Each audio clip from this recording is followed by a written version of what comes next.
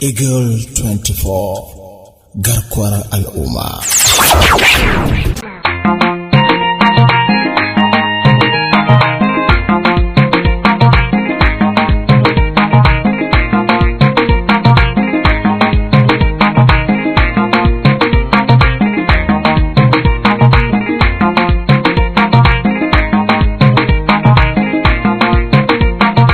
Warahmatullahi ta'ala barakatu, barkanmu da warhaka, barkanmu da sake kasancewa da ku a cikin wannan shirin namu na zauren matasa. Wannan shiri yana zuwa muku daga tashar Eagle 24 garkuwar al'umma. Sunana Muhammad Nasidi. Gabatar muku da Eagle 24. Eagle 24 gidan talabijin da rediyo na farko arewacin Najeriya da ya fara watsa shirye-shiryensa ta yanar gizo.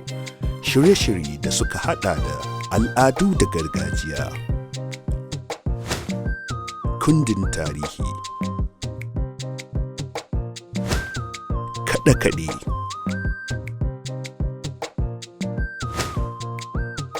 wasannin gargajiya, labarai, gine-ginen tarihi da sauransu.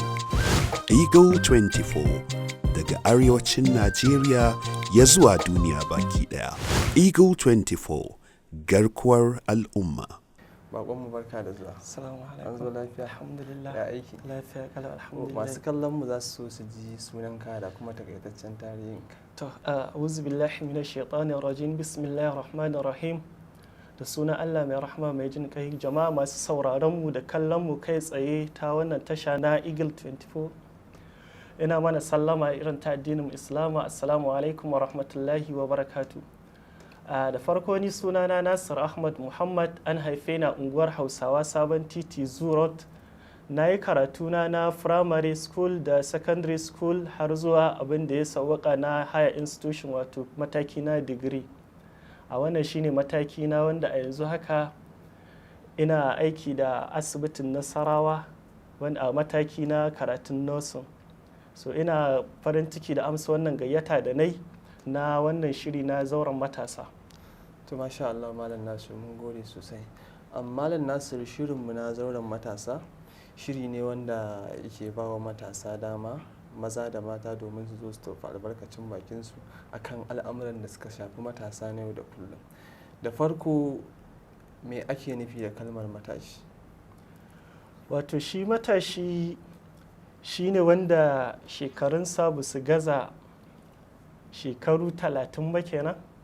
Wato shi matashi shi ne dai wato magidanci wanda shekarunsa dai ba su gaza shekaru 30 ba, kuma matashi shi ne mai jini a jika, wato ma'ana wanda yake ji da ƙuruciyarsa.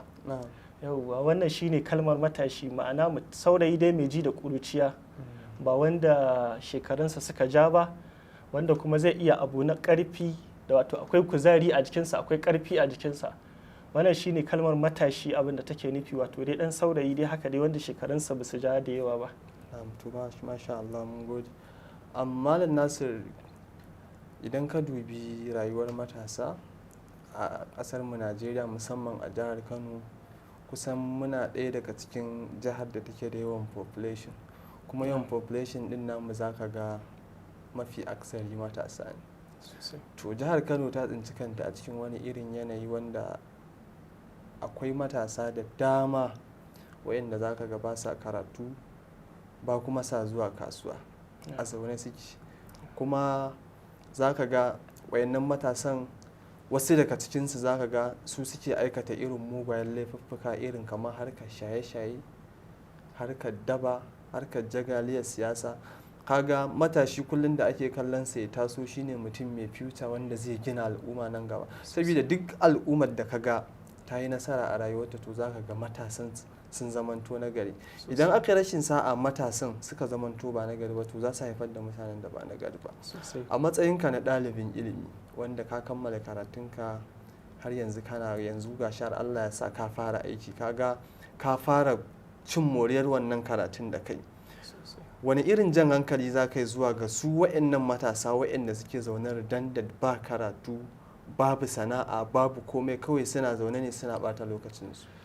To da farko dai wannan matsala da muke fama da ita na matasanmu a wannan jiha tamu, da farko zan ɗora wannan laifi ga gwamnati, saboda duk al'ummar da aka ce na farko ba su da wadataccen ilimi, sannan kuma inda ya kamata a ce suna zuwa domin sana'a nan ma a ce babu wadatuwarsa. Ma'ana gwamnati sai ta ba al'umma ilimi, idan ta ba al'umma ilimi a nan ne za ka ga matasansu sun samu mai nagarta, sannan kuma mai tattalin arziki. Yanzu idan ka duba kasuwanninmu, idan ka duba za ka ga su ma suna fama da matsaloli irin nasu, wanda kuma su ma suna ɗora alhakinsa ga gwamnati.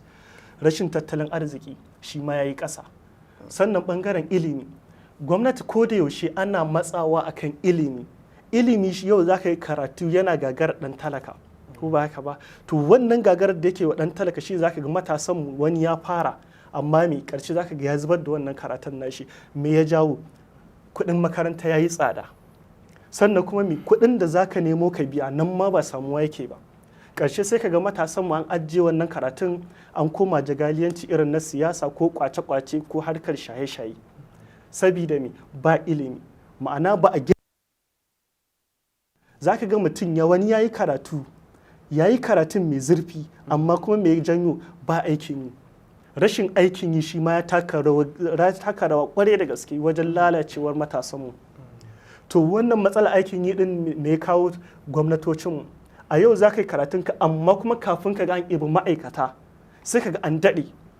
Wani aikin ma yanzu kafin ka samu sai ka san ɗan siyasa, wa ka sani wa ya san ka. Abin da muke fama da shi a ƙasar nan kenan.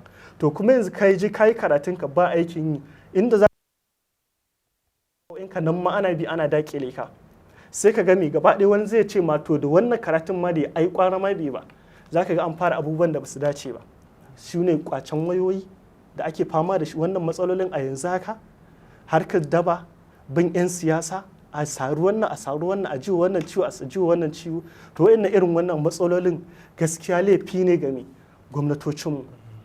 To Malam Nasir, idan kai duba da su matasan nan namu, za ka ga wannan ta'ada ta shaye-shayen tana ɗaya daga cikin abin da take durƙusar da tunanin matasanmu, take lalata musu rayuwa, take lalata duk wani abu da wani ƙudiri da wani matashi ya ɗauko a rayuwarsa zai yi. Za ka ga wannan ta'ada mara kyau ta shaye-shaye matasanmu sun ɗauke ta, duk da dai hukumomi suna yin iya bakin ƙoƙari ana daƙile abin. Tun da gaskiya a watannin baya ko in ce a shekarun baya, jihar Kano ita kusan a Najeriya ita ce jiha ta ɗaya wacce matasanta suka fi kowa shaye-shaye. To amma yanzu cikin taimakon Allah an samu gyararraki, an daƙile wannan abin. Yanzu jihar Gombe ita ce ta ɗaya, jihar Kano ta dato wajen na biyu ko na uku. To still dai so muke a ce an wayi gari jihar Kano ba ta ɗaya daga cikin jerin jihohin da ake alakanta su da wannan ta'ada ta shaye-shaye. Ba daina shaye-shayen nan aka yi ba nasu. An dai ke kallon ita wannan matsala ta shaye-shaye da matasa suke yi, shi ma kana ganin akwai laifin gwamnatoci ko kuma laifin iyaye ko kuma dai yaya abin yake? Shi rayuwar matasa, duk inda kaga matasa sun lalace, na farko abin yana fara ne daga tushe, ma'ana daga gida. Idan mutum bai samu kyakkyawar tarbiyya da kulawa ba ta iyaye, so na farko za ka ga wannan mutumin zai aikata abin da bai dace ba, amma kuma daga gida sai ka ga ba abin da ya faru. Ma'ana ko dai ya samu gata, ko kuma ya sami iyayen da su ma ba sa kula da yaransu. Sannan kuma akwai matsala ta abokai.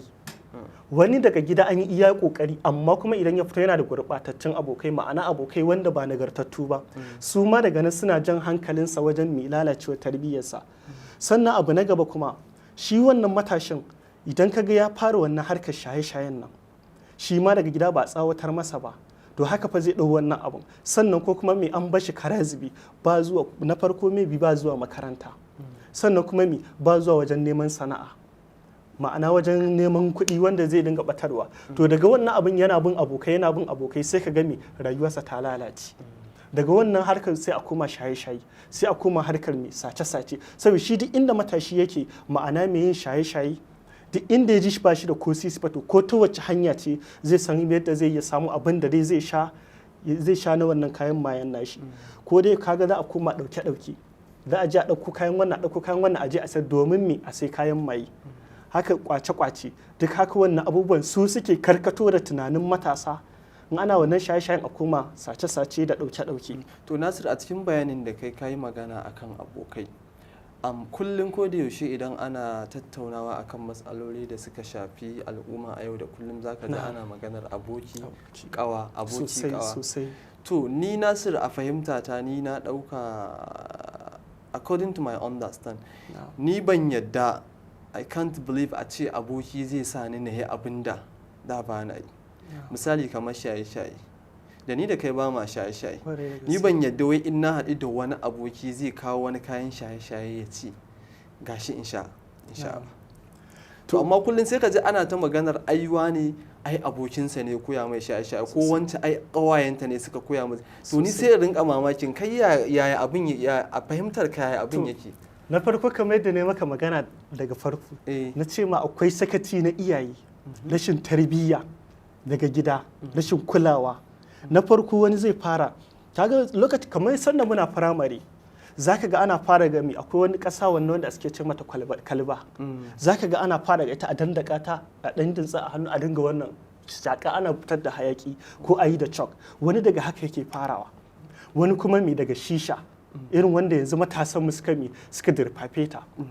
Wasu suna fara daga wannan sun fara daga wannan abin yana developing sai kuma a koma shan taba sigari. To kaga me janyo wannan rashin tarbiyya daga gida da tun asali bata ɗauko ba, ko kuma me shagwabantarwa daga iyaye. Wani iyaye sun saka masa mara, ma'ana yayi duk abin da ya ga dama. Wani zai fara daga gidansu amma ba a tsawatar masa, ko ka gane ai ya fara yansu ba a tsawatar masa sannan kuma ya fito waje ya haɗu kuma da gurɓatattun abokai. To ai Nasir, idan ka duba zaka ga wasu iyayen zaka ga masha Allah suna ba wa ƴaƴansu tarbiyya yanda ya kamata, yanda za su iya bakin gwargwado. To amma abin da yake faruwa idan ƴaƴan suka fito ko suka yi nesa da iyayen sai kaga kuma sun ɗauko wata ɗabi'a wacce ba tasu ba, suna aikata wani abubuwa da bai dace ba. Kaga anan fa ba laifin iyayen bane, saboda su iyayen sun yi iya bakin kokari, sun yi addu'a, sun tura ƴaƴansu maybe ko an ce ka je makaranta ko kasuwa sai kuma a ga mutum ya ɗauko wata ɗabi'a wacce ba tasa ba. Kaga wannan laifin ɗan ne ba laifin iyayen bane. To kaga matsala abokai kenan. Tunda idan ya fito din ai ba shi kaɗai yake yawo ba, ko ba haka ba, iyaye kuma daga gida bai san da wa zai yawo ba. Shi kuma idan ya fito yana da abokai barkatai, akwai na kirki akwai gurɓatattu. To maybe wannan gurɓatattun su suka rinjayi abokansa na kirki. Shi kuma na farko akwai wani abu da matasa ya kamata su gane. Akwai yayin da kake da abokai positive da negative, ma'ana na kirki da kuma gurɓatattu. Yayin da na kirkin nan ka fara wani abu na kirkin nan suna ɗora ka akan hanya, suna gaya maka wannan abin da kake fa ba daidai bane. Shi kuma daga wannan zai fara ganin wa'annan sun sa masa ido, zai fara biye kuma wa'annan gurɓatattun. Su wannan gurɓatattun suna ɗora sani akan kikan bera, ma'ana suna nuna masa ai kai wannan ai ba komai bane. To kaga suna jan ra'ayinsa ne a hankali. Daga jan wannan ra'ayin a hankali zai ga kuma ai shi ma wannan abin ai ba komai bane, kawai dai dan shakatawa ne. Yayin da ka ɗauko ta fureja idan kai wannan abin wanda ba daidai din nan ba, ma'ana na shaye-shaye, zaka ji sanyi a ranka. To matasa wannan abin shi ake cusa musu. Yayin da ake bata maka rai a wani wajen za ce sha wannan gurɓatattun abokan naka. Yayin da suke baka wani abu na shaye-shaye suna cewa sha wannan ayin ka sha zaka ji ai wannan ba komai bane. To kaga daga haka ake jan hankulan matasa su koma wannan harkar shaye-shayen, abubuwan da ba su dace ba. Wannan shine abubuwan da suke jan hankalin matasa. Masu kallon mu kada dai ku manta kuna tare da tashar Eagle 24 garkuwar al'umma a cikin shirin mu na zauren matasa. Za mu je hutun takaitaccen lokaci, idan muka dawo sai mu dora. Sunana Fatima Abubakar Ɗanbata, mai gabatar da shirin Mabuɗin Alkhairi. Za ku iya bibiyar shirye-shiryenmu a adireshinmu na intanet a www.eagle24tv.com da tashar YouTube a Eagle 24 TV, ko kuma kafofin sada zumunta na Facebook ko Instagram, da kuma manhajar ku duka a adireshin Eagle 24 NG. Ko kuma ku turo da saƙon ra'ayoyinku a adireshinmu na email info@eagle24tv.com. Eagle 24 garkuwar al'umma. Gabatar muku da Eagle 24 Eagle 24 gidan talabijin da rediyo na farko arewacin Najeriya da ya fara watsa shirye-shiryensa ta yanar gizo. Shirye-shirye da suka hada da al'adu da gargajiya, kundin tarihi, kaɗe-kaɗe,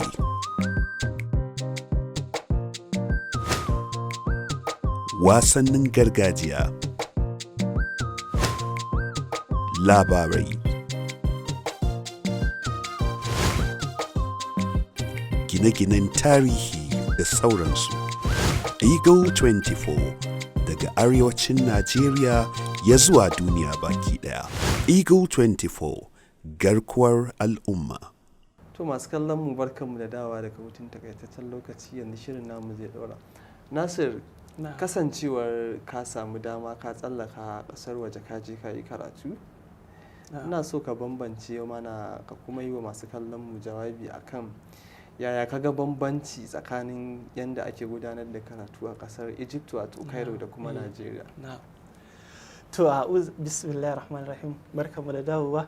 Wato ka bambancin abin da yake wakana tsakanin karatun Najeriya da kuma karatun da kamar muka samu ko kuma wata rayuwa da muka yi a can kasar Egypt, mun ga abubuwa da dama, mun ga bambance-bambance da dama.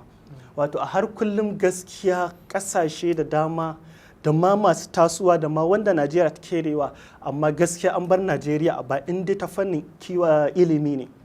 Ma'ana abin da nake nufi, karatun da muka, kamar misali karatun da muka yi a nan Cairo, karatu ko da yaushe malamin da zai ma karatu kokari yake gaya ma karatu yadda za ka fahimta. Yayin da kuma mu in ka ɗauko Najeriya za a ma karatu, lecturer zai ma lecture ne, amma kuma me yayin da aka zo exam muna da lecturori wanda ko suna da kishi, akwai kuma wanda ba su da kishin gaskiya. Ma'ana abin da nake nufi, akwai lecturer da malamin da zai ma karatu idan aka zo jaraba shi fa burinsa fa ya ga ɗalibai nawa ya kifar, ma'ana ya kayar da su a fannin jarabawa. Mu kuma yayin da idan ka duba ƙasashe kamar mu Misira, malami bakin ciki yake yi yau ya ga ya ma karatu a zo exam ya game ɗalibai sun faɗi jarabawarsa, malami yana takaici kwarai da gaske. Yayin da mu kuma ka ɗauko Najeriya za ka ga wani malamin yana farin ciki ai ya zubar da ɗalibai da yawa. To wannan abin gaskiya yana ƙona matasa rai. To Nasir, ba da tsaka ne ba ka ɗauko bayani, a fahimtar ka su waɗannan malamai na Najeriya da suke ƙoƙarin su ga ɗalibansu sun faɗi a kotsinsu, me yake haifar da irin waɗannan abubuwa? Gaskiya rashin kishi ne. Sannan shi malamin rashin kishin ƙasarsa ne, rashin kishin abin da yake koyarwa ne. Ma'ana yayin da ka koya ɗalibi abu ya zo ya yi kuma ka ga ya faɗi, kai kanka baƙin ciki ya kamata ka ci. Ma'ana za ka kishin wannan karatun da ka koya masa, za ka kishin wannan topic ɗin naka. Ka koya ba, it means kai malamin kai ne kake koyarwa ma ba a ganewa, tunda har gashi ka koya an zo an faɗi, amma kuma kai malami sai ka dinga farin ciki ai ga ka kai da mutane kaza adadi kaza, ma'ana kana so sai sun ƙara maimaitawa. Amma yayin da su kuma in ka duba ƙasashen da suka ci gaba suna da kishin karatunsu, suna da kishin abubuwan da suke koyarwa. Shi yasa yayin da ɗalibi ya faɗi zaka yi suna baƙin ciki, suna takaici. Ma'ana kuma sannan kuma yayin da aka zo karatu zaka ga lecturer ne fa an zo lecture bai ga wane da wane ba, zai dinga tambaya ya aka yi wane bai zo ba, ya aka yi wane bai zo ba. Wani ɗaukar waya ma zai yi kira ka, ana tsaka da wannan lecture ɗin zai ɗau waya ya kira ka, ya aka yi wane bai zo ba, ya aka yi baka zo ba, kana ina. Haka suke yi. Amma mu kuma ka ɗauka nan fa wanda malami ne zai kira ka dan baka zo ba, ai da ya shiga ma zai datse kofa. Wato dai idan na fahimce ka, bambancin da ka gani a can Cairo da Najeriya, su malaman da suke koyar da karatun sun fi ba da kulawa 100% akan ɗalibansu a tsakaninsu da na Najeriya. Kwarai da gaske, kwarai da gaske. To Nasir, kasancewar Cairo da ka je kai karatu ba ƙasar ka bace, ba kuma yaran ka bane ba, akwai adadin 'yan Najeriya da yawa waɗanda suka samu dama suka je suka yi karatu a jami'ar da ka je kai karatu? Sosai ma kuwa. Ni na farkon ka ɗauka mu a jami'ar da muka zauna, kusan mu ɗaliban da suke a Najeriya kusan duk ɗaliban jihar Kano ne. Domin me mu mun yi wannan karatun ne ƙarƙashin gwamnatin da ta gabata, wato tsohuwar gwamnatin ta injiniya Dr. Rabi'u Musa Kwankwaso. Ta wannan damar nima na samu har na tsallaka na je can ne karatu. To idan ka duba mu adadin ɗaliban da yan jihar Kano kusan mun kai kimanin mutum 180 da muke karatu a wannan jami'ar, kuma duk 'ya'yan asalin jihar Kano ne. Ya sunan jami'a? Jami'atul Mansura da ke garin Daƙaliya. Wannan ita ce jami'ar da muke, Jami'atul Mansura. Kusan duk ɗaliban 'yan Najeriya, duk ɗaliban jihar Kano ne gaba ɗaya ma. To Nasir, su mutanen da suke rayuwa a ƙasar Cairo idan ka duba za ka ga larabawa ne, mu kuma nan ka ga baƙar fata ne, akwai bambancin fata, akwai bambancin yare, harshe da sosai. Kuma na san a jami'ar da kuka yi karatu dole akwai 'yan ƙasar, kun yi cuɗanya da su, kun yi mu'amala, kun yi karatu.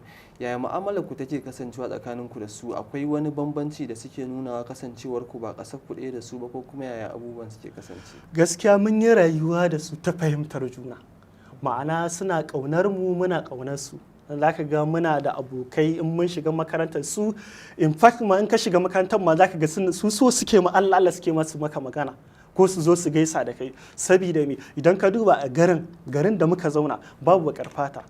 Mu dai kamar da gaya maka, mu ɗaliban jihar Kano mu ne muka zauna a wannan jami'ar. So suna ƙaunar, muna ƙaunar su. Ta fahimtar yare kuma za ka ga daidai gwargwado mu ma muna ƙoƙari mu yi larabcin nan, ma'ana yaren garin nasu. Kuma za ka ga suna ɗora mu a hanya, an kai abin da ba haka ba za ka sun gyara maka, ma'ana in kana so ka farta wani abu na yaren nasu za su yi ƙoƙari su gyara maka, kuma sannan za su fahimce ka daidai gwargwado. So gaskiya suna ƙaunar mu ma muna ƙaunar su. Sabida me, suna son mu, suna ƙaunar mu, su mu baƙaƙen fata ne, sai dai kuma amma kuma duk inda ake dai ba a rasa bara gurbi. Akwai wanda aka suna ƙwari su kuma tsokane ka za su, ma'ana akwai wata sara ma da suke mana. Idan wani balarabe gan kai baki ne, ma'ana za ka gaina maka akwai kam sa'a, ma'ana kai haka ba wai lokaci yake tambaye ka ba, ka duba ka kalli fata ka kai baki. Shine abin da shine zai ce maka kam sa'a, ma'ana karfe nawa. Kai kuma ba za ka haka ka duba agogo ba, to ma'ana ka duba ka kalli fata ka kai baki ne. Kamar yadda ga ba a rasa bara gurbi, akwai wanda suke kaunan mu, akwai kuma wanda zaka ga ko ina zaka ga dole akwai wani bambancin nan. Suna nuna bambancin nan ba, amma kuma ba dukansu ba gaskiya. Wanda suke kaunan namu gaskiya sun fi yawa. To Nasiru, tsawon shekara nawa ka ɗauki ka kwashi kai zance lokacin da ka zauna a Kano, daga lokacin da ka fara karatu har ka gama?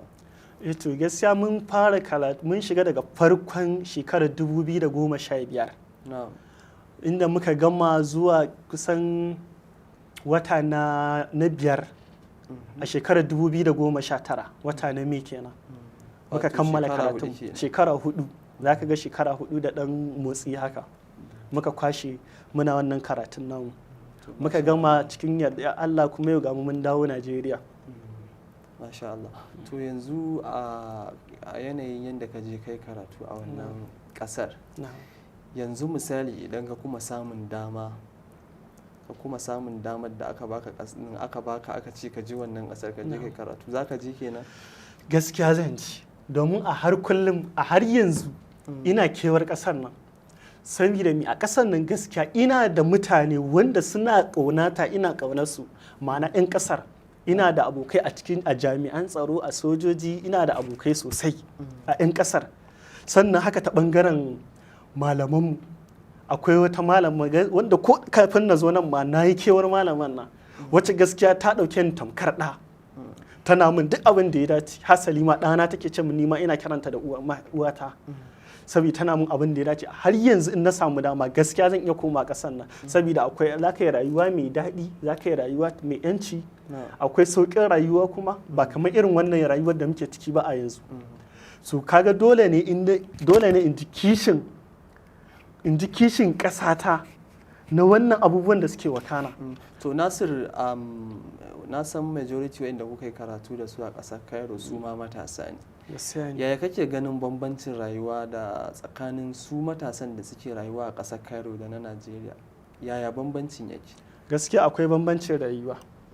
Idan ka duba rayuwar ƙetare da rayuwar wanda suke ma'ana can ƙasar da kuma mu wanda ba 'yan ƙasar ba, idan ka je yin rayuwa za ka ga gaskiya akwai bambanci. Ma'ana na farko bambanci, akwai sauƙin rayuwa, sannan kuma akwai tsaro, kaga akwai sauƙin mai aikata laifuka.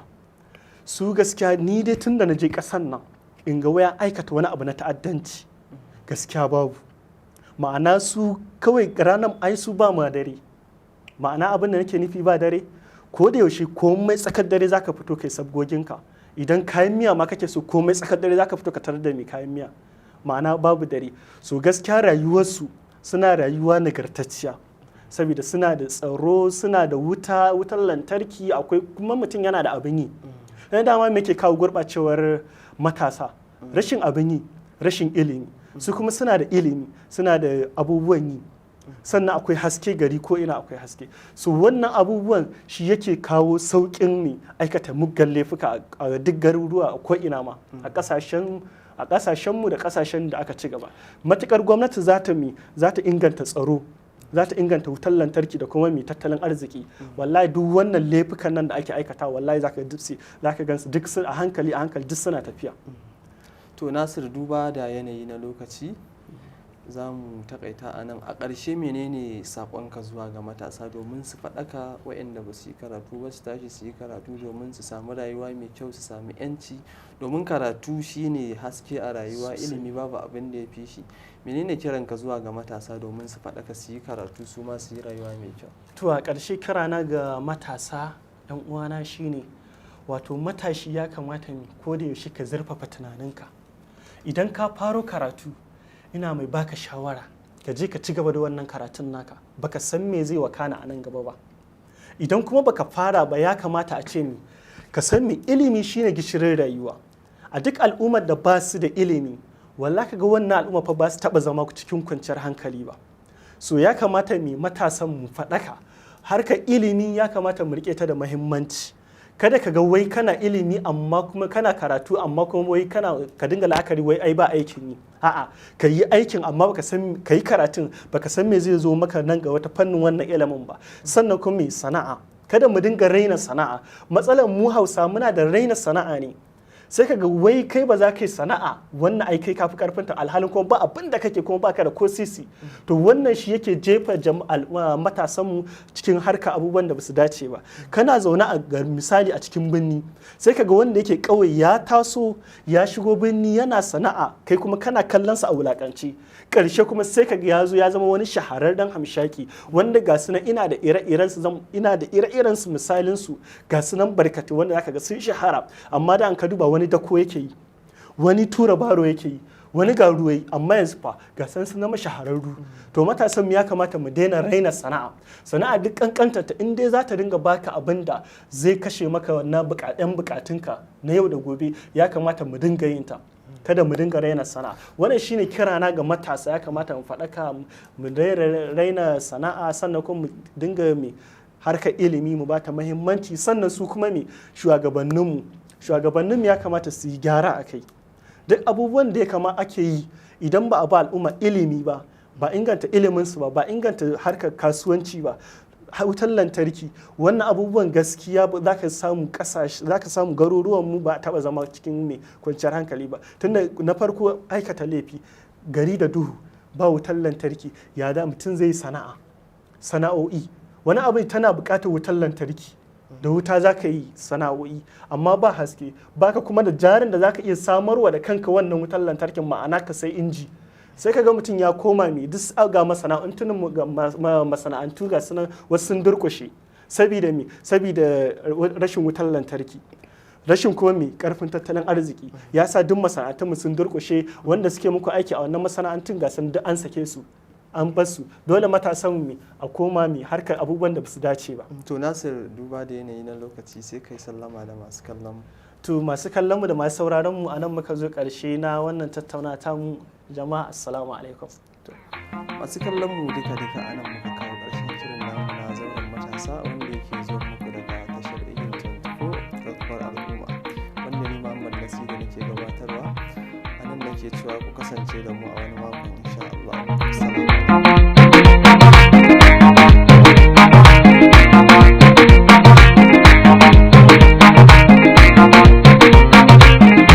Eagle 24 Garkuwar Al'umma.